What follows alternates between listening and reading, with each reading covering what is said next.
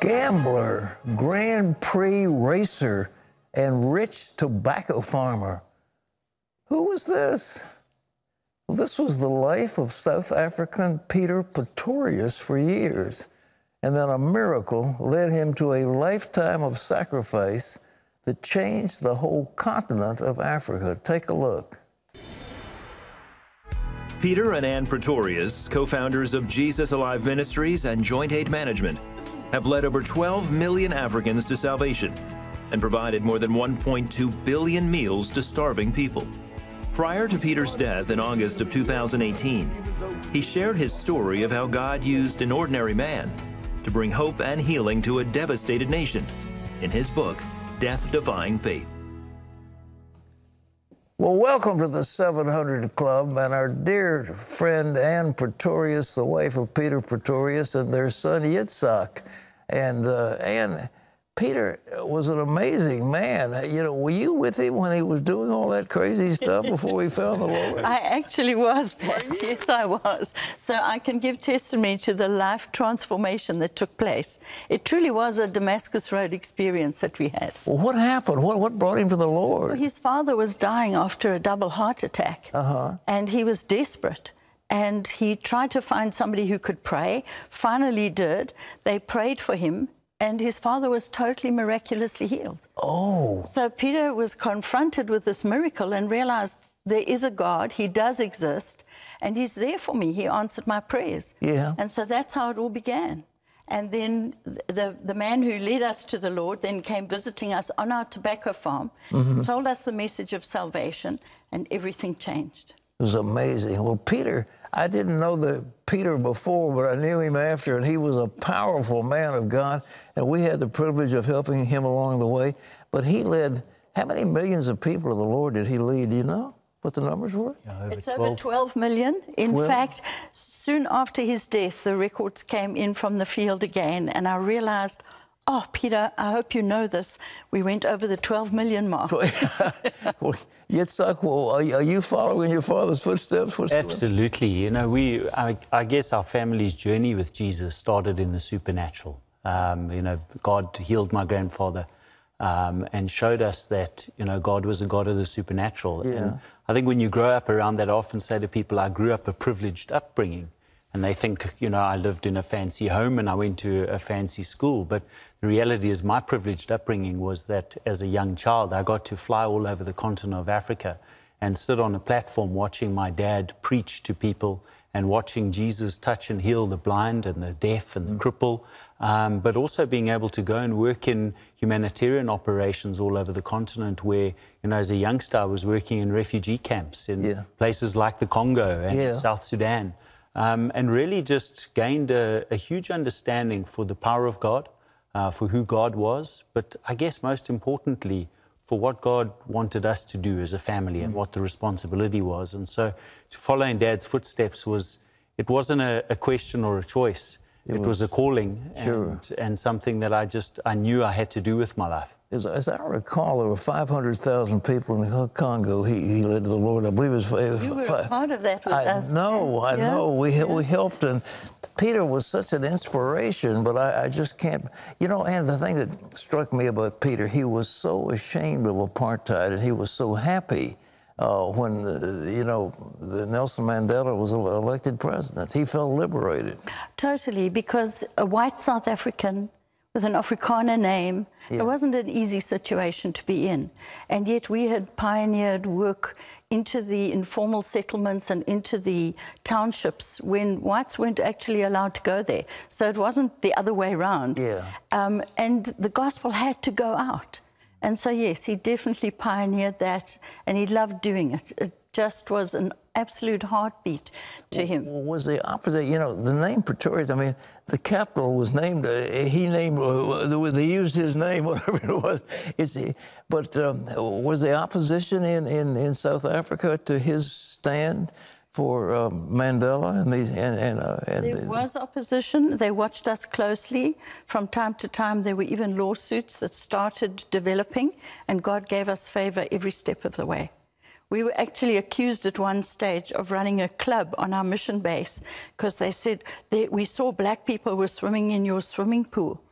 And Peter just laughed. He thought that was so amusing that they would call that a club that we were running. In the meantime, it was our ministry, and these were our co-workers that were working with us. What's happening, by the way, in South Africa? Are you still in South Africa? Yes, our headquarters is still there. I understand there's a big crime wave. Is that true or not? Oh, yeah, the crime has been terrible. The corruption has been awful.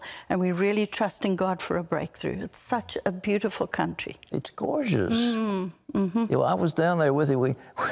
We had an old broken down airplane, and Peter and I flew that plane down and parked it. I thought somewhere of getting rid of it. We left it in South Africa. I don't know whatever happened, but we wanted to get rid of it. But Peter and I flew down there to South Africa. But he was such a wonderful guy. You know, I know how much you loved him. He was a man driven so much by passion, and that's why I'm so excited about the fact that we were able to record the stories. It was hard to get him to do so because he was so focused on pioneering the next exploit. Yeah. But to capture the stories of our adventures through Africa over more than 3 decades, it was just a privilege to work on the book with him. And it was only completed 3 weeks before he passed away. Oh, it was really? So yeah. Did he sort of feel like that this was his life story? And he did feel like it was his life story, and yet he never wanted it to end. He wanted the book to just go on because that was his dream. He had no idea that he was going to pass when he did. What kind of miracles did he have? When he was out there on the field, I mean, all I know was the numbers, and he was asking for trucks and things to carry tents, and he got all that equipment, and I think we helped him along the way. But what were some of the miracles he had? Well, we saw the blind see, we saw the cripple walk, we saw the most amazing things happen. We saw transformation take place in countries like Rwanda, where we went in. And a lot of what we have done, Pat, is a demonstration of the gospel. Yes. Demonstrating that love that says Jesus loves you and cares for you. And people have a question in their heads when you're going to a real tough situation.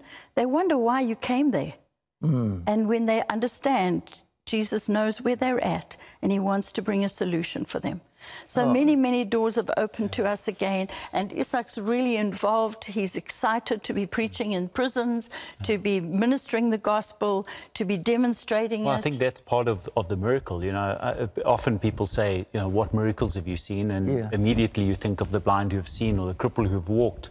But God has done so many miracles through the ministry, just creating opportunities for us. The most recent, I would say, is the Prisons Authority in Kenya. They agreed to allow us to do a trial in one prison where we could go and preach in the prison, and then we could establish our Christian discipleship program that we have, which is 50 hours of training. We put that into the prison.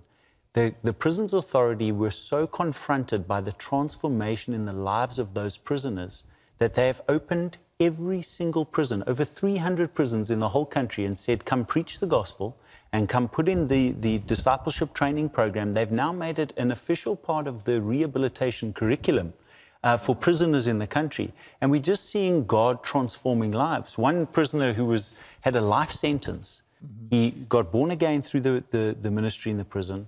He attended the full 50 hours of training. He ended up getting out for exemplary behavior. He started a church in that same area and now has a large church that he's leading and is an on-fire evangelist. To me, those are miracles. Sure, God's favor, the miracle of being able to take the gospel to not just the poor in physical, but those that are so poor in spirit, and setting the captives free. And there's no greater way to set the captives free than to take Jesus into the prisons. Well, you know, the thing, you think of Kenya, you think way back to the Mau Mau, you think of the stuff that went on in South Africa, the killings that went place, and the hatred. You're bringing reconciliation and love, aren't you, between the races? Yeah, you know, we've witnessed it in our own life and our own family, the true love, grace, and mercy of Jesus and what that means. And I think that was the fire that burnt in Dad's heart. It's what drove Mom and Dad's vision and commitment to the ministry, was that others needed to understand and know the power of Jesus, and needed to understand the power of the grace, love, and mercy that Jesus brings. And that drove that, and I think that's just continued to be, you know, for us, what beats in our heart is that there's still people out there that don't know who Jesus really is and how much he loves them. You know, I see these pictures of all his family. How many children and grandchildren have you got? We're competing with you, Pat. We've got 6 children and 14 grandchildren. Oh, good for you. And Well, I have so happy 14 to have great. I've got the 14 and I've got 14 great. So I'm a little ahead of you, but keep going. Keep going. It's a big family. That's wonderful. Yeah, it is wonderful. But that reconciliation that we've seen has just been beautiful. And From my own personal experience, Pat, my youngest sister and her husband were brutally murdered in South Africa. Oh. And orphaning 2 little, a 4-year-old and a 2-year-old. It was the most traumatic experience for us as a family. And it could have stopped us from taking the gospel further. But the power of that forgiveness that came upon us to release that man and let him go, understanding that he was driven by forces of evil and that God could reconcile our hearts to the people who just do such terrible, atrocious things. And I think that's why we're so happy to be able to get into prisons today as well. Well, you're also feeding the hungry, too. There's a big feeding program in it. Yes. Yeah, we provide over 1 million meals a day to children. A day? To children in schools all over the continent. Fantastic. And so we're able to not just feed them, but we're able to ensure that they get an education, which we all know is the only way that we can ensure they have a brighter future. Providing water wells, more than 200 wells that we drill every year all over the continent. And then very involved in agricultural development and helping communities to become sustainable. So that we're not needing to provide for them into the future, but that we're providing an opportunity to live up to what our tagline is, that we're helping Africa help itself. But we really feel that that's what God's called us to do.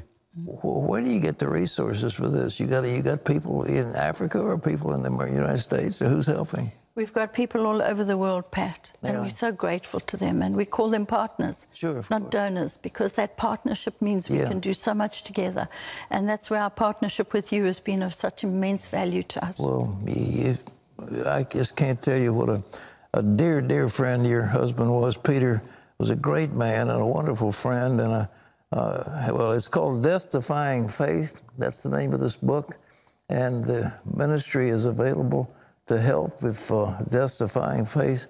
And the ministry is called what? Jesus Alive Ministries. Jesus Alive. And then Joint Aid Management, or JAM, is the humanitarian organization. Yeah. Well, they're wonderful people, ladies and gentlemen. I'm just thrilled they're here with us. And the memory of my dear, dear, dear friend, Peter Pretorius.